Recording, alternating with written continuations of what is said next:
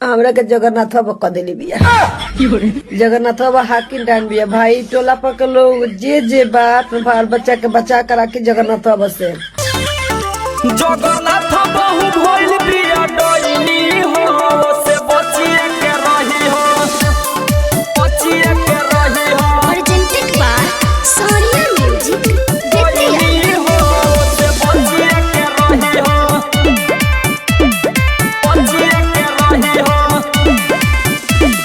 कोई देले दिया सारा देह भइल भारी, ओझा बाबा हमारा के जल्दी से झारी, तोहरे से झारी, जल्दी से झारी। कोई देले दिया सारा देह भइल भारी, ओझा बाबा हमारा के जल्दी से झारी, जल्दी से झारी। बाले बच्चा के जोनी बाहर पे ठोई हो, बाले बच्चा के जोनी बाहर पे ठोई हो। जगन्नाथ बहु भइल बिया डइनी हो से बचिए के रही हो।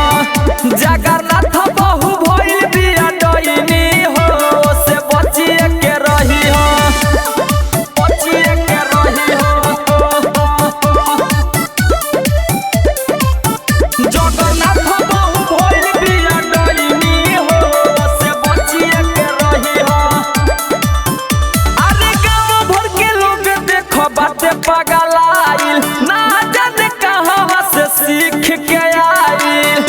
अरे भाई से सीख के आइल। अरे गाँव भर के लोग देखो बातें पागल आइल, ना जाने कहाँ से सीख के आइल, ना जाने कहाँ से सीख के आइल। ओकरा तू घर ओरी घूमे जनी जई हो, ओकरा तू घर ओरी घूमे जनी जई हो। जगन्नाथ बहु भइल बिया डइनी हो से बचिए के रही हो।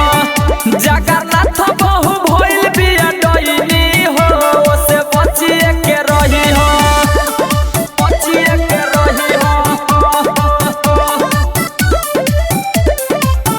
जगन्नाथ बहु भइल बिया डइनी हो से बचिए के रही हो।